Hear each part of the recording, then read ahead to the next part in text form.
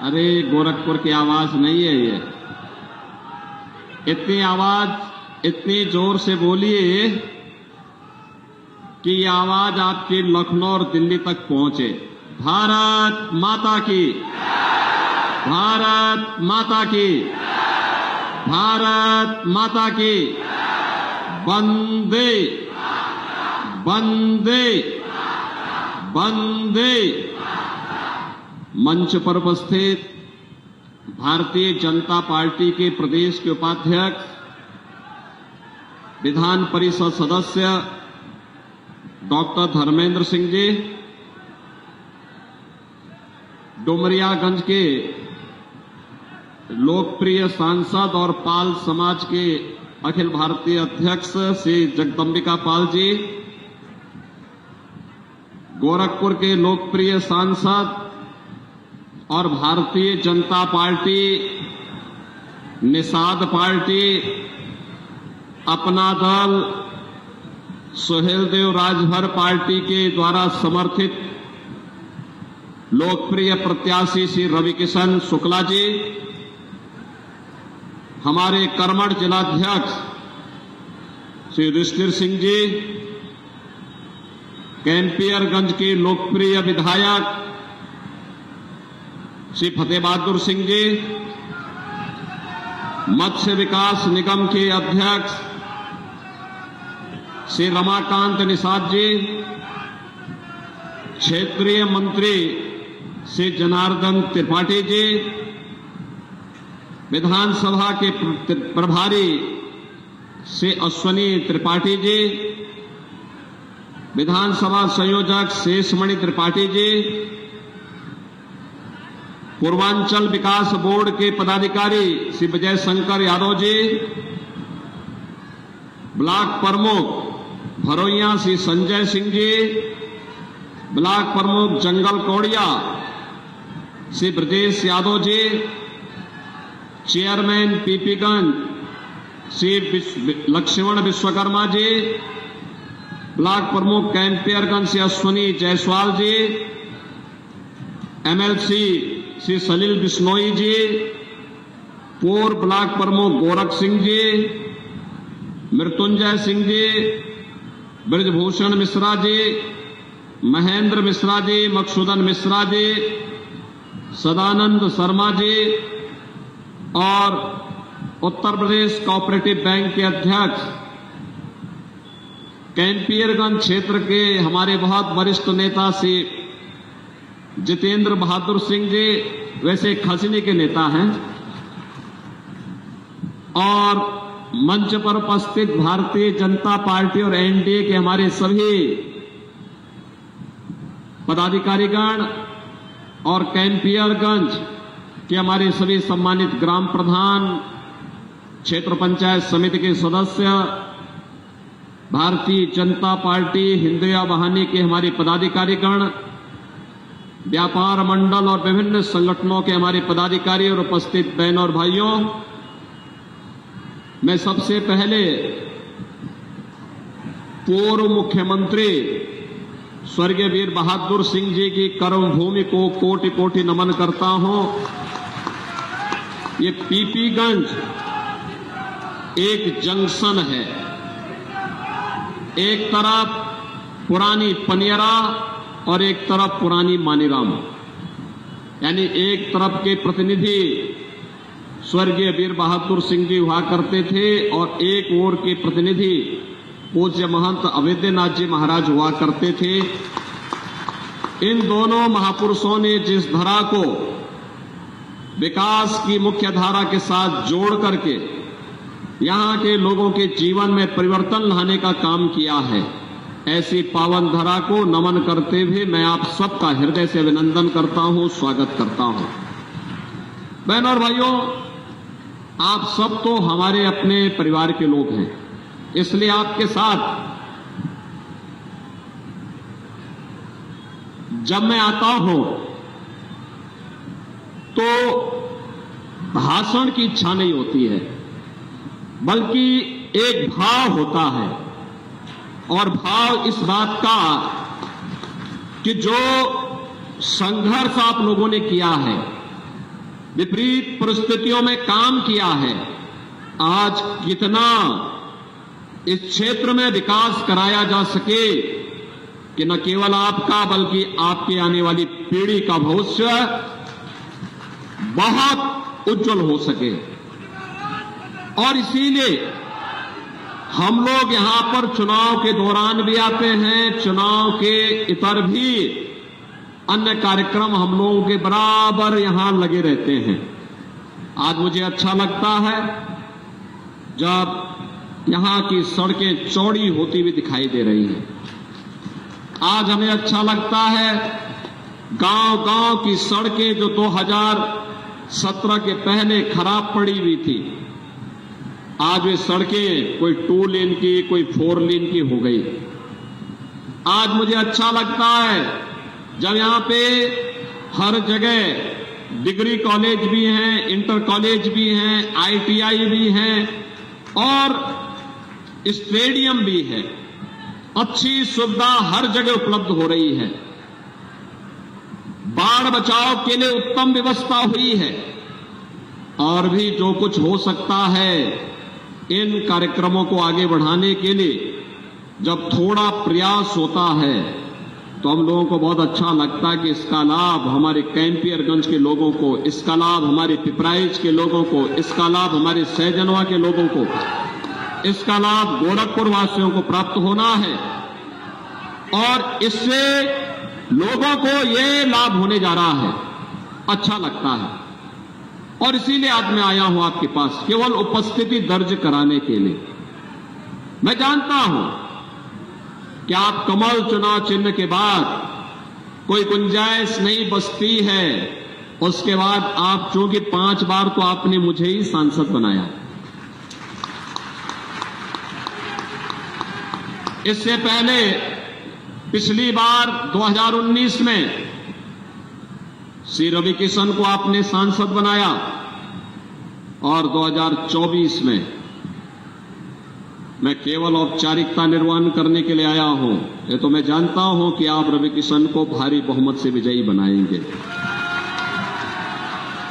लेकिन यह वर्ष विशेष है, हमारे लिए विशेष है। इसलिए विशेष है क्योंकि गोरखपुर से जो आंदोलन 1949 में प्रारंभ हुआ था, गोरखपुर से जो आंदोलन 1983 में प्रारंभ हुआ, 1986 में जब स्वर्गीय वीर बहादुर सिंह जी प्रदेश के मुख्यमंत्री थे, जब मंदिर का ताला खोला था, आज जब उस स्थान पर प्रभु श्री राम लला विराजमान हो गए हैं, तो तब होने वाले चुनाव में गोरखपुर में रिकॉर्ड वोट मिलने चाहिए, रिकॉर्ड वोट। उस रिकॉर्ड बनाने के लिए आज मैं कैंपियरगंज में आया हूं। बहनों और भाइयों, पूरे देश के अंदर जहां कहीं भी हम जाते हैं, अभी देखिए यहां के बाद मिर्जापुर में जाऊंगा, मिर्जापुर से फिर बिहार मुझे जाना है, परसों फिर मुझे हिमाचल प्रदेश और पंजाब जाना है। लेकिन मैं देखता हूं कहीं भी मैं जाता हूं, मैं जनता जनार्दन से पूछता हूं, जैसे आपकी बड़ी सभा लगी है ऐसी बड़ी सभा जनता जनार्दन के द्वारा हर जगह पूरे देश के अंदर ऐसे उत्साह देखने को मिलता है। और मैं लोगों से पूछता हूं कि भाई आप लोग मोदी जी को इतना प्यार क्यों करते हैं, आप इतना बीजेपी को समर्थन दे रहे हैं, इसके पीछे कारण क्या है? तो लोग एक ही बात कहते हैं, लोग कहते हैं कि जो राम को लाए हैं हम उनको, जो राम को लाए हैं हम उनको लाएंगे। और यही बात कहते हैं, एक ही बात कहते हैं कि राम भक्त ही राज करेगा दिल्ली के सिंहासन पर। बहनों और भाइयों, आप देख रहे होंगे समाजवादी पार्टी और कांग्रेस का चरित्र तो रामद्रोही है। कांग्रेस ने स्वर्गीय वीर बहादुर सिंह को मुख्यमंत्री पद से इसलिए हटाया था क्योंकि स्वर्गीय वीर बहादुर सिंह राम भक्त थे और उन्होंने अयोध्या में राम मंदिर का ताला खुलवाने में अपना योगदान दिया था, इसलिए उन्हें मुख्यमंत्री पद से हटा दिया था कांग्रेस ने। और फिर कांग्रेस ने युक्ति की कि हिंदू वहां पूजा न कर सके। बहनों और भाइयों, आज भी कांग्रेस और समाजवादी पार्टी वही स्वर बोल रही है। कांग्रेस कहती है राम मंदिर का निर्माण नहीं होना चाहिए था, दुनिया में संदेश गलत गया है। समाजवादी पार्टी कहती है राम मंदिर बेकार बना है। मैंने कहा भी देखो, राम मंदिर में उमड़ने वाली भीड़, श्रद्धालुओं की भीड़ बताती है कि राम मंदिर तो ठीक बना है, लेकिन तुम लोगों की बुद्धि भ्रष्ट हो गई है। तुम्हारी बुद्धि में भूसा भर गया है, इसलिए तुम्हें राम मंदिर बेकार लगता है। बहनों और भाइयों, राम मंदिर भारत की सनातन आस्था का प्रतीक है, और इसीलिए जब राम मंदिर की बात आती है, ये पूरा चुनाव राम भक्तों और राम द्रोहियों के बीच में जा चुका है।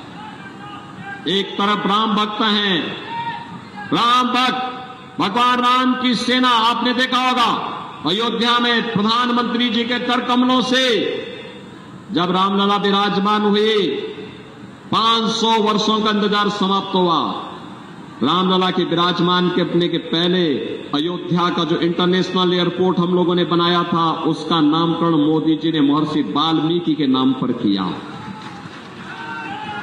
याद करिए, अयोध्या में यात्रियों के लिए जो विश्रामालय बनाए गए हैं, रेन बसेरा बनाए गए हैं, यात्री विश्रामालय बनाए गए हैं, इसका नाम किसके नाम से है? निषाद राज के नाम पर। निषाद राज के नाम पर भगवान राम और निषाद राज की मैत्री का संबंध अयोध्या से है। और साथ साथ हम लोगों ने प्रयागराज के पास भी निषाद राज का किला जिस स्थान पर है, भगवान राम और निषाद राज की 56 फुट ऊंची प्रतिमा को हम लोगों ने वहां पर स्थापित किया है और दोनों के मैत्री के संबंधों को जोड़ा है। मेरा मानना, कोई भी निषाद राज का भक्त रामद्रोही के साथ नहीं खड़ा हो सकता, रामद्रोही के साथ नहीं खड़ा हो सकता है। राम भक्तों पर गोली चलाने वाले लोग आज आपके सामने तमाम प्रकार के इनके अपने आपकी आंखों में धूल झोंकने का प्रयास करेंगे, लेकिन बहनों और भाइयों, इस बहकावे में नहीं आना है। हमने ये काम किया है। अयोध्या में श्रद्धालुओं के लिए जो भोजनालय बनाए गए हैं, कैंपियरगंज से भी तो लोग गए थे दर्शन करने के लिए। अयोध्या में कितने लोग अयोध्या दर्शन करने के लिए गए थे? आप लोगों ने जितनी भी जगह आप लोगों ने जो वहां प्रसाद पाया था, वह प्रसाद जिस भोजनालय में बना था उसका नाम है सबरी भोजनालय। माता सबरी के जूठे बेर खा करके भगवान राम ने लंका पर चढ़ाई की तैयारी की थी। तो भगवान राम तो सबको अपनाने वाले हैं, लेकिन रामद्रोही कभी चैन से नहीं बैठ पाया है। कितना ही बड़ा क्यों ना हो, कितना ही बड़ा ताकत क्यों ना हो, उसकी दुर्गति और उसका पतन जरूर हुआ है। और इसीलिए मैं आपसे कहने के लिए आया हूं, ये चुनाव राम भक्तों और रामद्रोहियों के बीच में है। बहनों और भाइयों, राम भक्त देश के विकास के लिए कार्य कर रहे हैं, देश का सम्मान बढ़ा रहे हैं। हाईवे 2 लेन, 4 लेन, 6 लेन, 12 लेन के हाईवे ये राम भक्तों के द्वारा बनाया गया है। Medical college, AIIMS, IIT, IIM, हर घर नल की योजना, एयरपोर्ट का निर्माण और औद्योगिकीकरण का जो नया दौर शुरू हुआ है, ये राम भक्तों की देन है। हर घर नल की माध्यम से आपके घर में जो शुद्ध जल आने वाला है, राम भक्तों की देन है। गरीब को अन्न योजना, फ्री में अन्न की योजना, ये राम भक्तों की देन है। गरीब के लिए ये 5 लाख रुपए प्रतिवर्ष जो उपचार की सुविधा हो रही है, मुफ्त उपचार की सुविधा हो रही है, ये राम भक्तों की देन है। किसान को किसान सम्मान निधि, हर घर में शौचालय का निर्माण और हर घर में उज्ज्वला योजना का कनेक्शन। याद करिए ना, कांग्रेस के शासन में क्या होता था, समाजवादी पार्टी की सरकार में क्या होता था? पहले तो कनेक्शन नहीं मिल पाता था रसोई गैस का, और रसोई गैस का कनेक्शन ले लिया आपने, तो रसोई गैस का सिलेंडर भी धोखा कब देता था? जब पर्व और त्योहार के दिन या जिस दिन मेहमान घर में आए हुए हों। और बहनों और भाइयों, जैसे रसोई गैस का सिलेंडर हुआ समाप्त और व्यक्ति रसोई गैस लेने के लिए एजेंसी में जाता था, तो वहां रसोई गैस तो नहीं मिलती थी, लेकिन पुलिस का डंडा जरूर मिल जाता था। और फिर अगर आपको पुलिस का डंडा नहीं खाना था और खाली सिलेंडर लेके घर में आ गए, तो ये देखो, ये ब्रजेश यादव और इन लोगों के सिर पे जो टांके लगे हैं ना, ये सब उसी बेलना के हैं जो घर में बेलना से मार पड़ती थी। बहनों और भाइयों, ये हाल होता था। आज कम से कम 10 करोड़ लोगों को फ्री में कनेक्शन भी दिया है, और जितना रसोई गैस जलाना है, आपको रसोई गैस की कमी कहीं नहीं पड़ सकती है। यह राम भक्तों के कारण। बहनों और भाइयों, याद करिए, 4 करोड़ गरीबों के मकान बन गए हैं, और मोदी जी ने कहा है 70 वर्ष से ऊपर के प्रत्येक बुजुर्ग को 4 जून को जब फिर से राम भक्तों की सरकार बनेगी देश के अंदर, और फिर एक बार मोदी सरकार बनेगी, तो तब 70 वर्ष से ऊपर के प्रत्येक व्यक्ति को प्रतिवर्ष 5 लाख रुपए का आयुष्मान भारत का कार्ड उपलब्ध कराएंगे उपचार के लिए। जितने गरीब बचे हैं, जिनके पास अपना मकान नहीं है, उसको भी एक एक मकान देंगे। बहनों और भाइयों, एक तरफ राम भक्तों के द्वारा किया गया ये प्रयास, और दूसरी तरफ रामद्रोहियों के समय क्या होता था? समाजवादी पार्टी की सरकार प्रदेश में थी और केंद्र में कांग्रेस की सरकार थी। गरीब भूख से मरता था, किसान आत्महत्या करता था, नौजवान पलायन करता था, बेटी और व्यापारी सुरक्षित नहीं थी, गरीब को मकान नहीं मिलता था, पानी की कोई व्यवस्था नहीं थी, इंसेफ्लाइटिस जैसी बीमारी से मासूम तड़प तड़प करके दम तोड़ता था, और आतंकवादी घटनाएं होती थी। अयोध्या में राम मंदिर पे आतंकी हमला हुआ, तब समाजवादी पार्टी की सरकार थी। काशी में संकट मोचन मंदिर पर हमला हुआ, तब समाजवादी पार्टी की सरकार थी। दिल्ली, मुंबई, अहमदाबाद में आतंकी विस्फोट हुए, तब कांग्रेस की सरकार थी। लगातार ये घटनाएं घटित होती थी और हम संसद में इन मुद्दों को उठाते थे। तो बहनों और भाइयों, सरकार क्या कहती थी? कांग्रेस की सरकार कहती थी कि आतंकवादी तो सीमा पार के हैं। और आज मोदी जी के नेतृत्व में आतंकवाद और नक्सलवाद समाप्त। और अब तो अगर पटाखा भी जोर से फट जाए तो पाकिस्तान सफाई देता, कहता साहब मेरा हाथ नहीं है। ये ताकत है देश की। ये जो परिवर्तन हुआ है, ये परिवर्तन मोदी जी के कारण हुआ है। भारत का अगर सम्मान बढ़ा है, भारत सुरक्षित है, हम सुरक्षित हैं, आतंकवाद और नक्सलवाद समाप्त हुआ है, तो मोदी जी के कारण।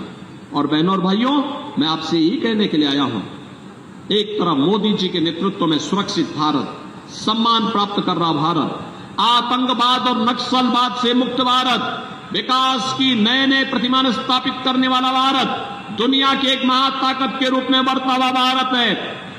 और दूसरी तरफ भारत के खिलाफ षड्यंत्र करने वाले कांग्रेस और समाजवादी पार्टी का गठबंधन है। आप देख रहे होंगे इनका हाल क्या है। इनका घोषणा पत्र क्या कहता है?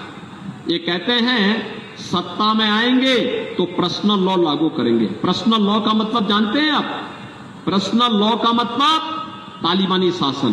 तालिबानी शासन का मतलब बेटी स्कूल नहीं जा सकती, महिलाएं बाजार नहीं जा पाएंगी, बुर्के के अंदर दुबक करके घर में रहना पड़ेगा। यह देश बाबा साहब भीमराव अंबेडकर के द्वारा बनाए गए संविधान से चलेगा। यह देश किसी शरीयत कानून से नहीं चलेगा। ये भारतीय जनता पार्टी की घोषणा है। बहनों और भाइयों, मैं आपसे कहने के लिए आया हूं, भारतीय जनता पार्टी इस बात के लिए प्रतिबद्ध है किसी भी स्थिति में बाबा साहब भीमराव अंबेडकर के बनाए गए संविधान के साथ कांग्रेस और समाजवादी पार्टी को छेड़छाड़ करने की अनुमति भारतीय जनता पार्टी नहीं देगी। मोदी जी के नेतृत्व में बाबा साहब भीमराव अंबेडकर का सम्मान हुआ। आज एक कांग्रेस और समाजवादी पार्टी सत्ता इसलिए प्राप्त करना चाहते हैं जिससे जीतेंगे तो मिलके लूटेंगे, जीतेंगे तो पिछड़े और अनुसूचित जाति के आरक्षण का अधिकार मुसलमानों को देंगे ये लोग।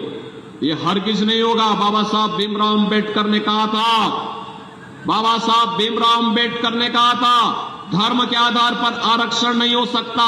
अगर कांग्रेस और समाजवादी पार्टी किसी मुगालते में है तो देश की जनता उनको वहां पहुंचाने का काम कर पाएगी जहां पे इन दोनों दलों को कोई नाम लेने वाला नहीं बचेगा। और इसीलिए आज मैं आपके पास आया हूं कहने के लिए, कैंपेयरगंज से नया रिकॉर्ड बनना है और उस रिकॉर्ड बनाने के लिए आज मैं आपके पास आया हूं। आप बनाने को तैयार हैं? बनाने को तैयार हैं? भाई थोड़ा जोर से दोनों हाथ आगे पीछे तक आवाज उठाओ। सहमत हैं? बहनों और भाइयों, इसके लिए आपको दो काम करने पड़ेंगे। अगले 3 दिन का समय प्रचार के लिए बचा है। ये तीन दिन का समय आप भाजपा को और भारत को देंगे। ये 3 दिन का समय, 3 दिन 3 घंटे का समय देंगे। कितने लोग देंगे? अगर आप सब देने को तैयार हैं तो मेरी बात सुनो। अगले 3 दिन आप में से हर व्यक्ति को 10-10 घर में जाना है। 3 दिन में 30 घर। 30 घर का मतलब यानी 30 घर का मतलब 150 वोटर। 3 दिन में 150 वोटर से प्रत्येक व्यक्ति को संपर्क करना है। मोदी जी का भी और योगी जी का भी संदेशा लोगों को देना है और कहना है आत्मनिर्भर और विकसित भारत के लिए, राम राज्य की संकल्पना को साकार करने के लिए, मोदी जी को फिर से प्रधानमंत्री बनाने के लिए, कमल खिलाने के लिए रवि किशन को जिताना है। बोलेंगे, लोगों को सहमत करेंगे। रवि किशन भारी बहुमत से विजयी बनकर के जाएंगे। लेकिन तब जब ये 150 वोट जिनसे आप संपर्क करेंगे अगले 3 दिन के अंदर, इसको मतदान केंद्र में ले जाकर के मतदान भी करवाना है। करवाएंगे। 10 बजे तक मतदान करवा देना है। 1 जून को कराएंगे। सहमत हैं? सभी लोग सहमत हैं? दोनों हाथ पाकर मेरे साथ बोलेंगे। दोनों हाथ पाकर मेरे साथ बोलेंगे, भारत माता की, भारत माता की, भारत माता की जय श्री राम, जय जय श्री राम। जिला अध्यक्ष के द्वारा आज श्याम देव निषाद जी को भारतीय जनता पार्टी में शामिल किया गया है। महाराज जी का आशीर्वचन उनको चाहिए।